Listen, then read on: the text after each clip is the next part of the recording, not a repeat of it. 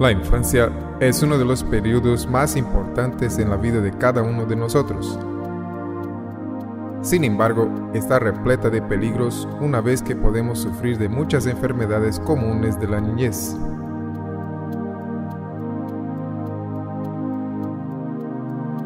Asma, neumonía y diarreas.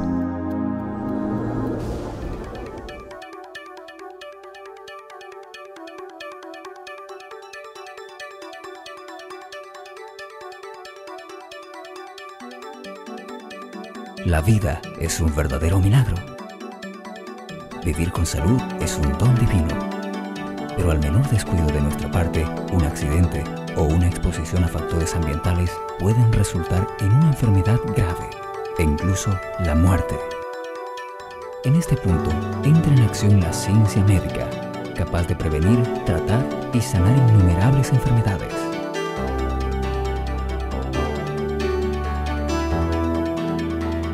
Crónicas de salud.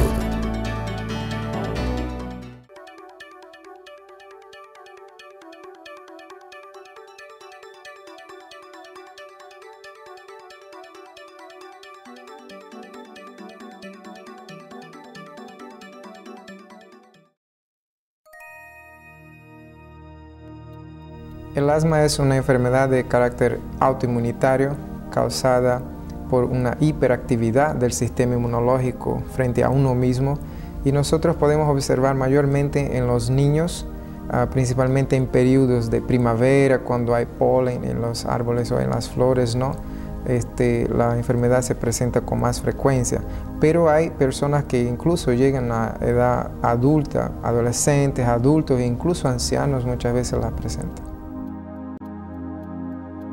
La doctora Rosario Pinto es médica pediatra neumóloga y jefa del Departamento de Consultas Externas del Hospital Santa Cruz de la Caja Petrolera de Salud. Ella es considerada una de las más grandes autoridades médicas en el tratamiento del asma en todo el país. El asma bronquial es una enfermedad inflamatoria crónica. En este momento, por estudios internacionales, sabemos que la incidencia y prevalencia oscila desde un 5% hasta un 35% en diferentes poblaciones.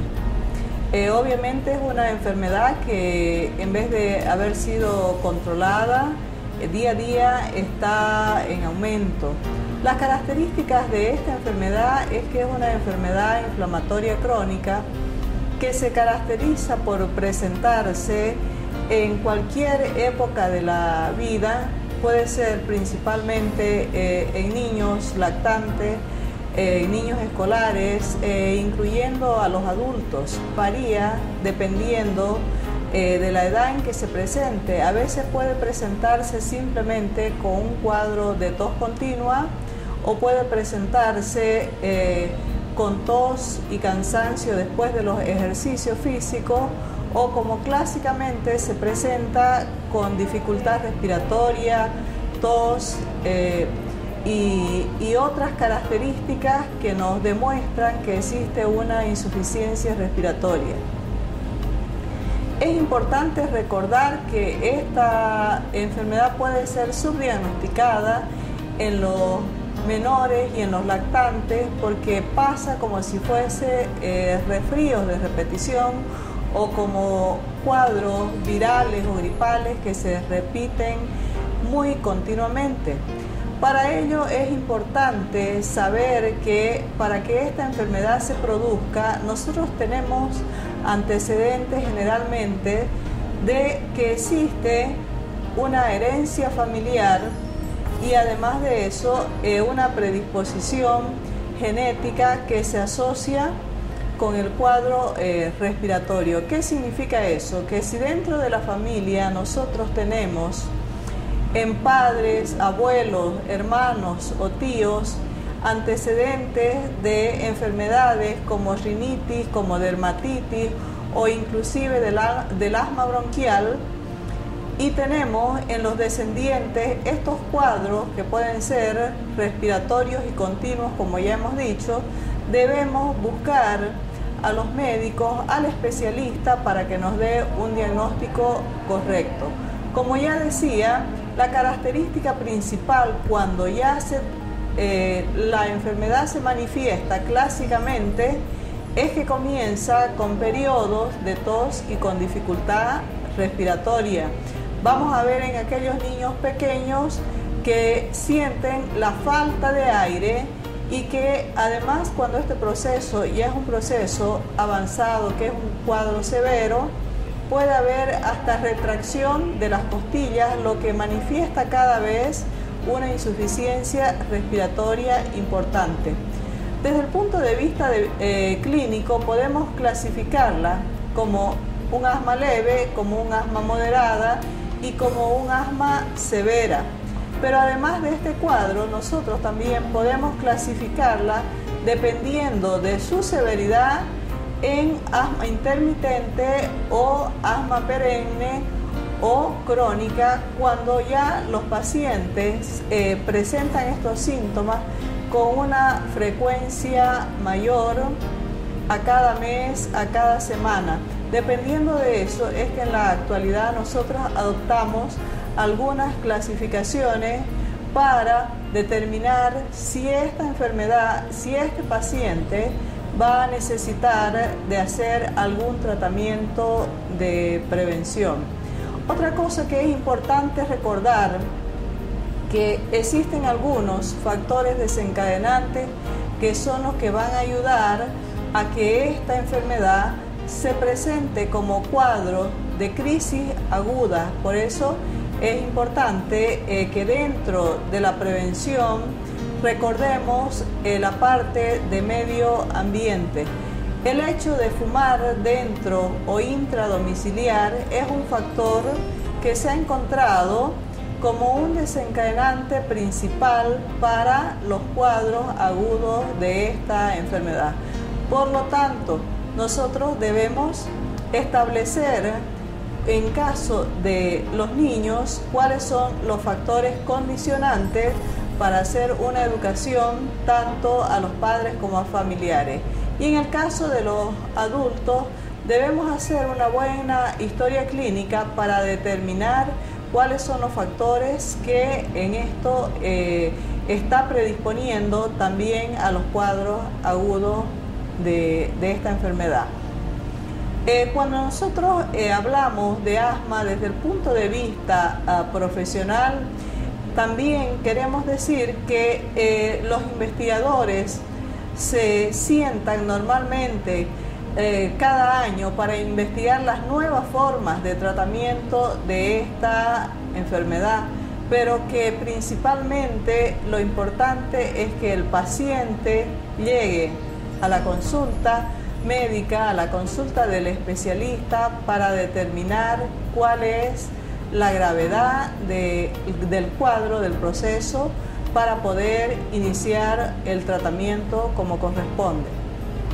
Como ya decía anteriormente, es muy importante cuando pensamos en el tratamiento de esta enfermedad, en principio hacer el diagnóstico. Hacíamos referencia de un diagnóstico clínico, pero también es importante hacer un diagnóstico desde el punto de vista laboratorial. Es por eso que cuando tenemos un paciente que se ha repetido en los síntomas, debemos realizarle estudios de laboratorio, más como principio de descartar otro tipo de enfermedades que son las que pueden evolucionar también con este tipo de síntomas. Desde los exámenes más simples, como un hemograma, nos pueden ayudar para ver si dentro de esta celularidad tenemos algunas células que nos van sugiriendo que existe un cuadro de tipo alérgico. Después existen algunos estudios específicos, dentro de ellos tenemos la IgE, que es el padrón de alergia, principalmente cuando hacemos una IgE específica a alguna sustancia va a ser de mayor ayuda. Una radiografía de tórax importante, porque debemos descartar que exista cualquier patología de tipo de una malformación congénita, de una tuberculosis específica, que también puede dar una similitud dentro de los síntomas. Estoy hablando, dando un ejemplo de las sibilancias que se presentan clínicamente en esta enfermedad y que son una característica, pero que en algunas ocasiones pueden estar producidas por otro tipo de enfermedades. Un estudio que no puede faltar en pacientes mayores de 3 años es el estudio de función pulmonar. En este caso, la espirometría, como también es llamada, es un estudio obligatorio dentro del screening de los pacientes portadores de asma. En este momento también tenemos otro medio que nos ayuda a hacer este diagnóstico en pacientes menores de 5 años, que es el test de resistencia de función pulmonar, que es más o menos lo mismo que un test de espirometría. Mediante todos estos estudios, nosotros no solamente vamos a lograr el diagnóstico, sino que nosotros podemos también conseguir una visión de lo que será el pronóstico de esta enfermedad. Dentro de lo que estamos hablando, una vez que ya tenemos un diagnóstico hecho, debemos pensar en un tratamiento.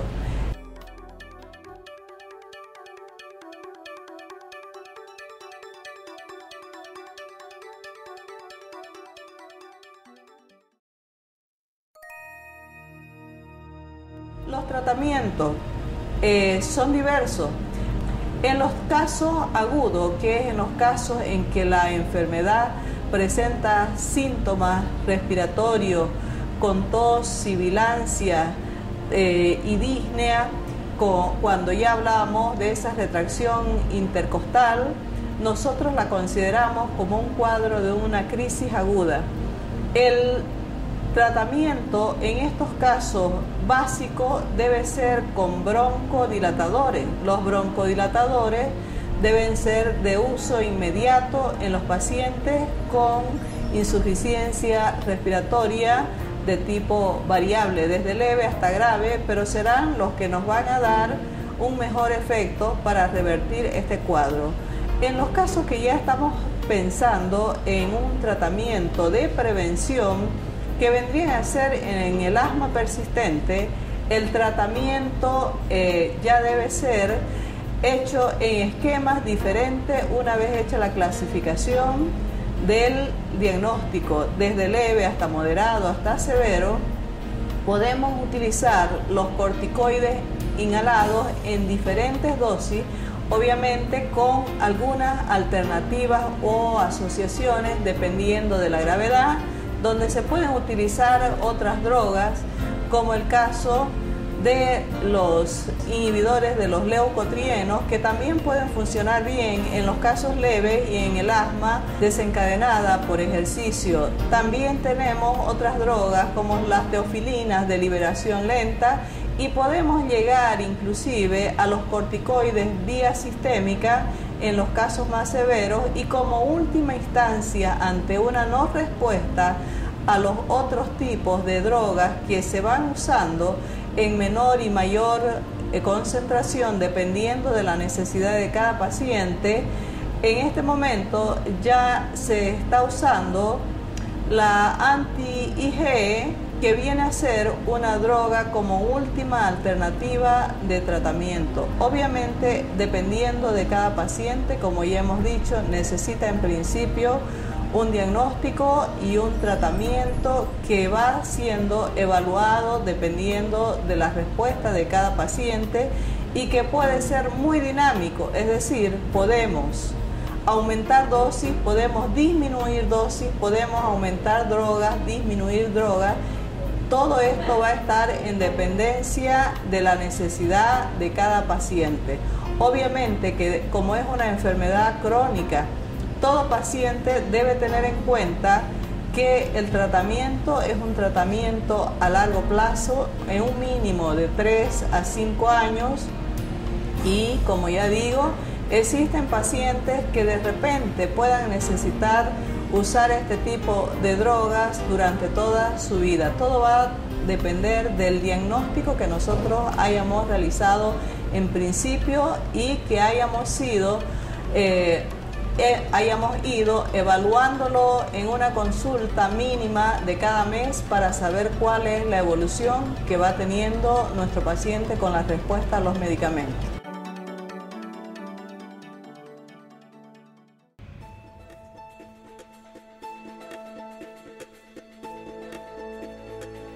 Las neumonías y bronconeumonías son enfermedades del tracto respiratorio y que afectan mayormente a los niños porque su sistema de defensa o sistema inmunológico todavía no es tan apto a combatir ese tipo de infección. Muchas veces son causadas por virus, en otras oportunidades por bacterias o incluso empiezan con una cosa y se sobreinfectan, y hay hongos que también la producen, o sea, producen este tipo de cuadro. El doctor Antonio Arnés es médico pediatra en el Hospital Santa Cruz de la Caja Petrolera de Salud. Él es considerado una de las más grandes autoridades médicas en el tratamiento de las neumonías en todo el país. Bueno, vamos a hablar ahora de otro tipo de patologías que son los cuadros de tipo respiratorio, y entre ellos hemos escogido el más común, el más frecuente, que son los cuadros de neumonía aguda. Estos cuadros respiratorios también son una causa muy importante de gran mortalidad, sobre todo en las áreas muy aledañas o de provincias de nuestro departamento, como una de las dos causas más frecuentes de mortalidad en niños menores de 5 años. Tenemos como clínica de esta patología, que es lo que más nos va a llamar la atención, a un niño que está respirando rápido.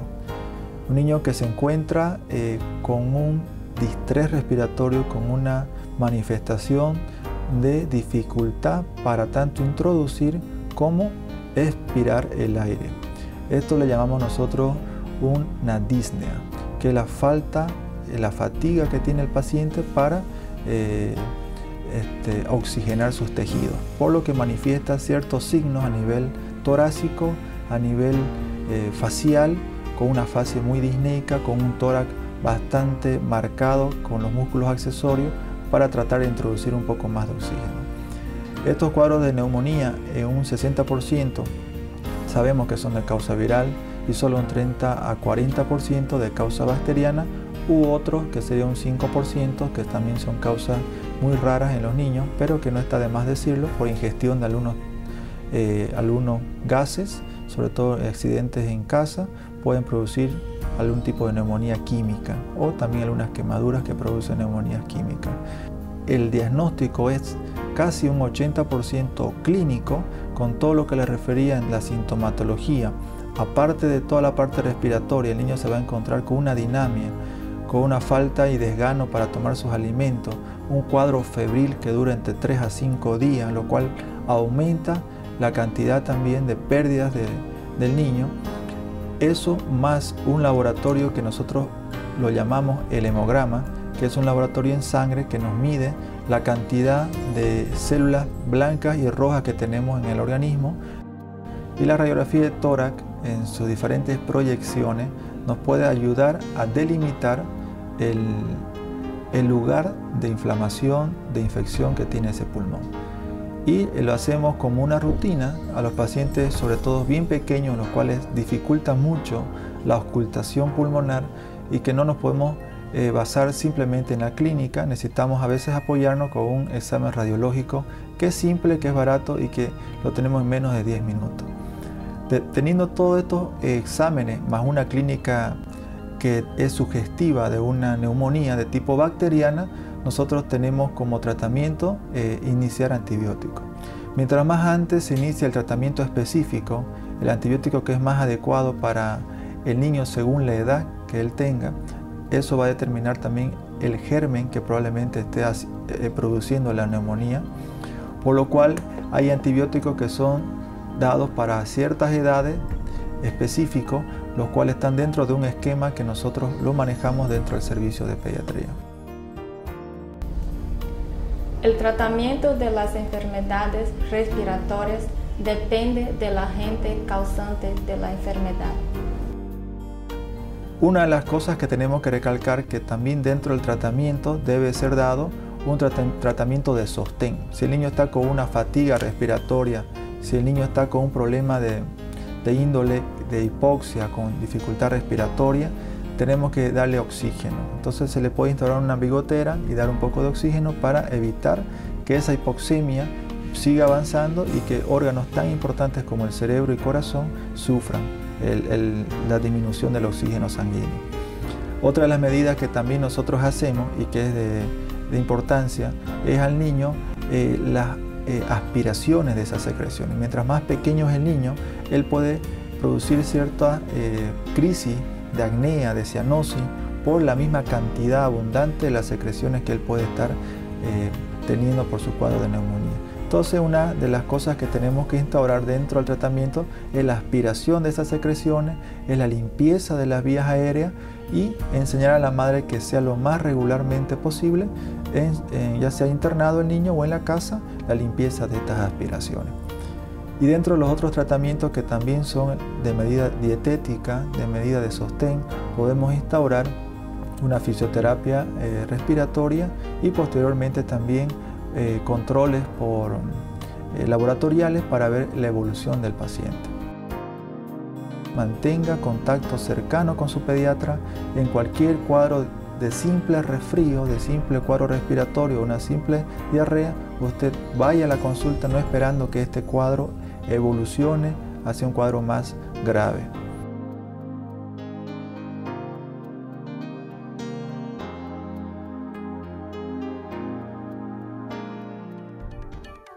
Enseguida vuelve Crónicas de Salud. La mayoría de las enfermedades que afligen la humanidad pueden ser prevenidas o evitadas. Vivir con salud requiere de buenos hábitos, de disciplina, de un buen estilo de vida, de una dieta y alimentación adecuadas, de ejercicios físicos y de momentos de alegría, relajación y de reposo. La práctica de una religión, la meditación y la fe en Dios hacen bien para la salud y alimentan las esperanzas de cualquier ser humano. Nosotros necesitamos de una mente, cuerpo y espíritu saludables para poder vivir con plenitud y tener felicidad. Continuamos con Crónicas de Salud.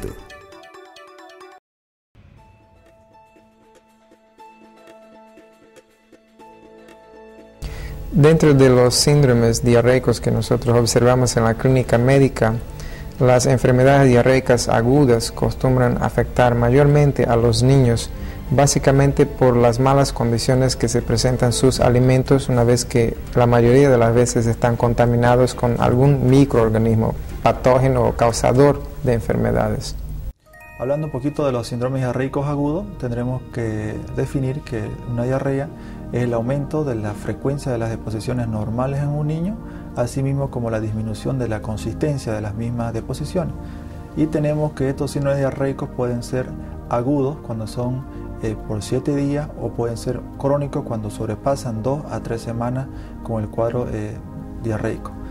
Dentro de la clínica que un niño va a presentar, sobre todo en niños muy pequeños, la clínica puede ser muy florida, con manifestaciones muy notorias, con pérdida de tanto líquido como electrolito, lo cual se puede ver al niño pálido, un niño deshidratado, bastante irritable. En algunos casos se puede encontrar un niño también con alteraciones ya neurológicas, en estupor, letargio, incluso en coma. Nosotros tenemos mucha estadística sobre estos cuadros diarreicos acá en Bolivia, por ser uno de los países que tenemos gran índice de mortalidad por estos cuadros, sobre todo en niños menores de 5 años. Dentro del diagnóstico que nosotros hacemos para definir si un cuadro diarreico, la etiología es de tipo viral, bacteriana u otro tipo de etiología que puede ser en un niño, es a través de los laboratorios. En pediatría nos valemos mucho de los exámenes complementarios por lo difícil que es tener una buena clínica con un niño, sobre todo cuando es un lactante, y no provee mucha información sobre los síntomas, los signos de la patología. Los laboratorios de oro para hacer un diagnóstico en los cuadros diarreicos es el examen en fresco de las heces fecales, llamada también moco fecal, y además pedimos un cultivo de este moco fecal.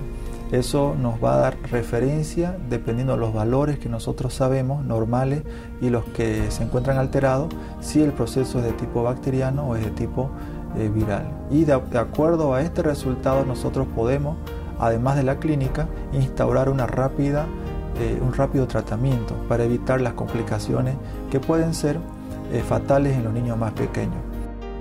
Para tratar los síndromes diarreicos es necesario conocer el agente específico de la enfermedad. Tenemos dentro de los tratamientos, que es lo más importante y es el gold estándar en los niños, es tratar la hidratación. Evitar que el niño siga deshidratándose, entrando en procesos mucho más graves, letales, como son el coma y posteriormente la muerte. Hidratamos al niño según el peso, según la gravedad de la deshidratación, y esto lo hacemos de modo endovenoso cuando el niño no puede tomar nada por vía oral, colocándole una vía periférica a través de una vena y tratando de darle compensar las pérdidas que ha tenido. Tenemos también el tratamiento más específico, que en este caso sería, si nos viene un laboratorio que nos hace referencia a un cuadro bacteriano, está una índole de muchos antibióticos, que los cuales ya han sido muy bien estudiados para cada caso en específico sea el más adecuado. Y dentro de las otras medidas que tenemos que tener con estos niños con diarrea, con deposiciones, es el instaurar una dieta. Si bien el líquido por vía venosa va a evitar la deshidratación y el antibiótico va a tratar la causa específica del problema diarreico, no nos olvidemos que también muchos de nuestros niños están con algún grado de desnutrición. Así que no podemos dejar al niño sin una dieta adecuada. Si bien no podemos darle la dieta que normalmente le daríamos a un niño que esté sano, pero debemos instaurar lo más antes posible una dieta vía oral.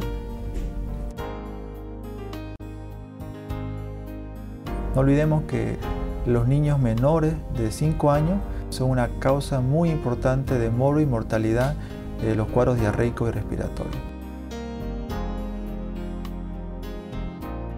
Todos los niños que son menores de 2 meses con cualquier cuadro diarreico o respiratorio inmediatamente debe ser llevado a un centro hospitalario y valorado para su internación y su tratamiento dentro de un servicio que cuente con las condiciones tanto de infraestructura como de personal para darle un tratamiento adecuado a este niño.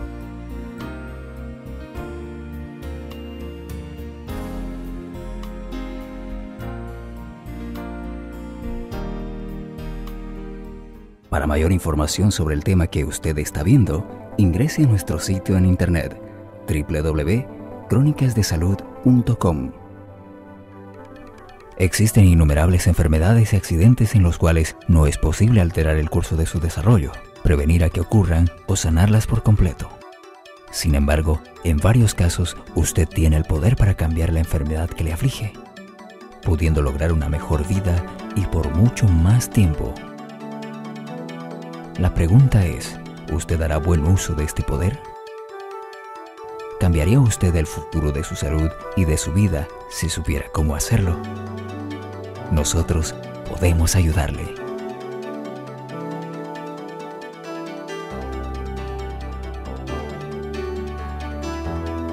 Crónicas de Salud.